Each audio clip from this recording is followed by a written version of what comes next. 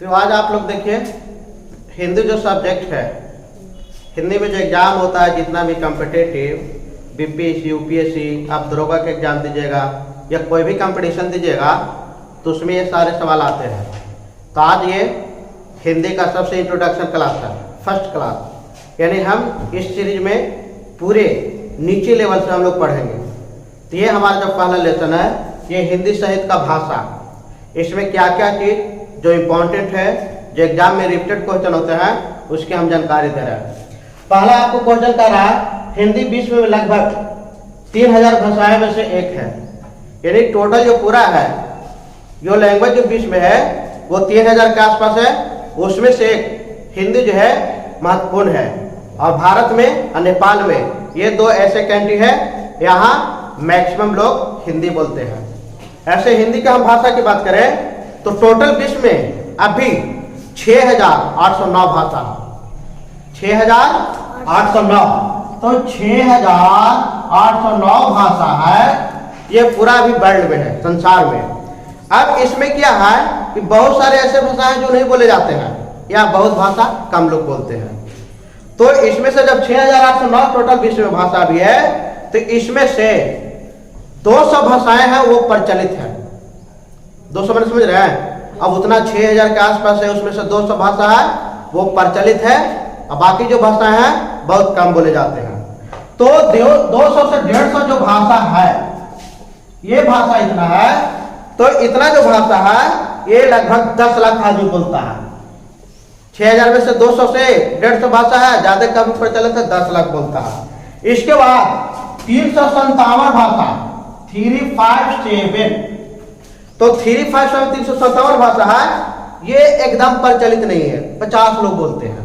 कुछ ऐसा भाषा है सिर्फ एक ही बस्ती में या एक ही पहाड़ी क्षेत्र को बोलते हैं, तो वो कम हो गया, तो हमको दिमाग में रखना है। दूसरा हमारा जो सवाल है, भाषा परिवार का आधार पर हिंदी बहुरूपीय परिवार है। तो कहने का मतलब है कि सवाल आपको आएगा हिंदी किस तरह का से रिलेटेड है, तो ये बहुरूपीय परिवार से संबंधित है। हिंदी भाषा किससे रिलेटेड है, तो बहुरूपीय परिवार से, ये हमको जवाब में रखना पड़ेगा। तो ये भी कंप्लीट हो गया। अब इसके बाद हम सवाल देख रहे हैं, हिंदी भाषा की जननी संस्कृत है। जननी का मतलब है कि उत्पत्ति, हिंदी जो लैंग्वेज है उस लैंग्वेज का उत्पत्ति यानी उसका जो है जन्म संस्कृत से हुआ था। हम लोग जितना ऋग्वेद सब पढ़ते हैं सारा चीज संस्कृत में है, तो वहीं से आया। लेकिन अब क्या हुआ कि जब संस्कृत था तो संस्कृत में धीरे धीरे परिवर्तन आया, उसको विकास किया और हम लोग यहाँ हिंदी तक पहुँच गए। तो हिंदी का जननी जो भाषा है संस्कृत है। कहाँ से जन्म हुआ हिंदी का? संस्कृत से। दिमाग में रखना है।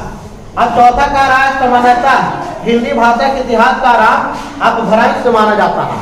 अभी जो हम लोग हिंदी भाषा बोलते हैं तब अपभ्रंश से, तो कहने का मतलब है कि अपभ्रंश जो है जो धीरे धीरे हिंदी हो गया, हिंदी से भी पाली हो गया, पाली से फिर आते गए आभट में, तो इस तरह से अपभ्रंश आ गया। तो अपभ्रंश कहा है उसी का रूप है। हम लोग भी कोई नाम बोलते हैं तो देखता है कि एक नाम है मिथिलेश, तो अपभ्रंश करके बोलते हैं मिथिलवा। ये शॉर्ट नाम है तो समझने के लिए हम लोग बोलते हैं। तो उसी तरह से चेंज करते करते बोलते बोलते प्रयोग हो गया, अब परिवर्तन आ गया, धीरे धीरे विकास आ गया। आज इस बात करा हिंदी भाषा का विकास कराओ। सबसे पहले हिंदी में क्या था, तो इसका जननी संस्कृत हो गया।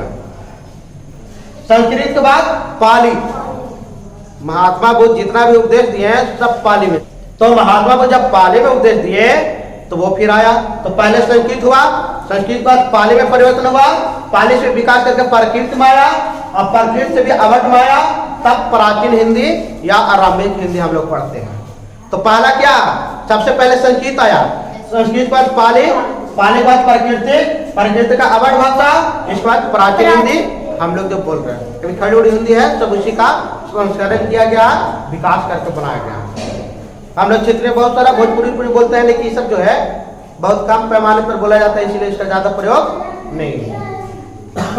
अब इस बात देखिए, अपभ्रंश भाषा का विकास, अपभ्रंश जो भाषा है उसका विकास 500 ईस्वी से लेकर के 1000 ईस्वी के मध्य हुआ था। इसमें साहित्य का आरंभ 8वीं शताब्दी से स्वयंभू कवि जो हुए उनके द्वारा किया गया, 13वीं सदी तक जारी रहा। यानी अपभ्रंश का जो कवि हैं, प्रमुख कवि, वो स्वयंभू है। और स्वयंभू जो है वो 8वीं शताब्दी से अभी तक इनका जारी है। ये भ्रंश की बात हो गया। अब बता रहा हिंदी शब्द की व्युत्पत्ति भारत के उत्तर पश्चिम में प्रधान सिंधु नदी के संबंधित है।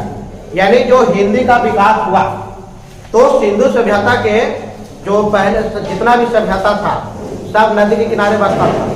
नदी के किनारे जानवर को पानी पिलाने में आसान है, उसके बाद जानवर को रखने में आसान है। नदी के किनारे है तो जल मिल रहा है। अभी भी शहर दिखता है, सारा शहर जो फेमस है सब नदी के किनारे है। तो वो सभ्यता जो था वो नदी के किनारे विकास हुआ था। तो हिंदी शब्द का व्युत्पत्ति है भारत के उत्तर पश्चिम। भारत का छोर जो उत्तर पश्चिम है वहां जो बहती है, प्रवाह मैंने बहना, सिंधु नदी, यानी सिंधु नदी के किनारे जो है हिंदू शब्द का व्युत्पत्ति हुआ है। ये ऐसा है। तब ये देखिए हम लोग जो सवाल इंपॉर्टेंट है, ये देख रहे हैं सवाल नंबर 1।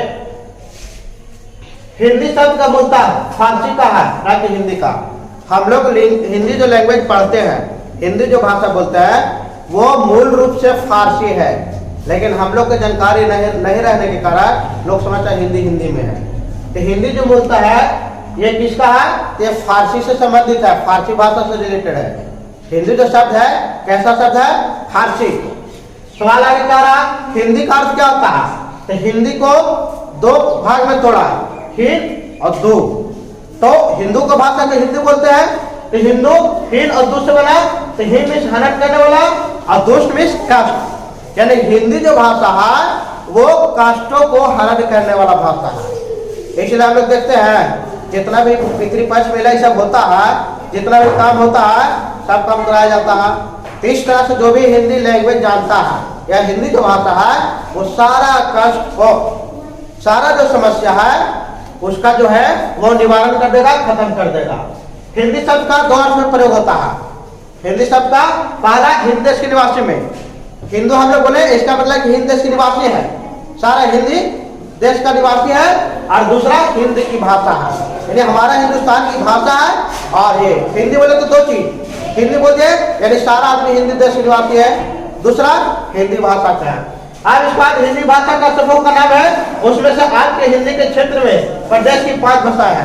अभी जो हिंदी में समूह है उसमें 5 भाषा है और 17 बोलियां बोली जाती है। ये भारतीय है। अवधि की पहली कृति मुल्ला दौल, ये मुल्ला दौल बहुत इंपॉर्टेंट है, याद रखना है। अवधि की पहली कृति जो है, पहली कृति मुल्ला दौल की चंद्रयान। ये परीक्षा में बार बार आता है, ये लिखना है। चंद्रयान का लेखक कौन? मुल्ला दौल। और मुल्ला दौल की पहली जो कृति अवधि का ये चंद्रयान है। और ये लोकर कहा 1370 ईस्वी मानी जाती है। 1370 दिमाग में रखना, ये भी है, ये भी तीनों VIP है। इस बात ब्रज भाषा पूर्व मध्य काल के अवतार भक्ति काल में कृष्ण भक्त कवियों में अपने साहित्य ब्रज भाषा में चरम जो है विकास हुआ। तो ब्रज भाषा जो है पूर्व मध्य काल में सबसे ज्यादा विकास हुआ, सबसे ज्यादा पूर्व मध्य काल में ब्रज भाषा विकास हुआ और वो पूरा चरम तक गया, बहुत ज्यादा हुआ। ब्रज भाषा के सर्वप्रथम जो स्थान है, ब्रज भाषा के सबसे प्रमुख कवि सर्वप्रथम जो कवि है वो सूरदास है। और सूरदास को जो है अष्ट छाप का जहाज कहा जाता है।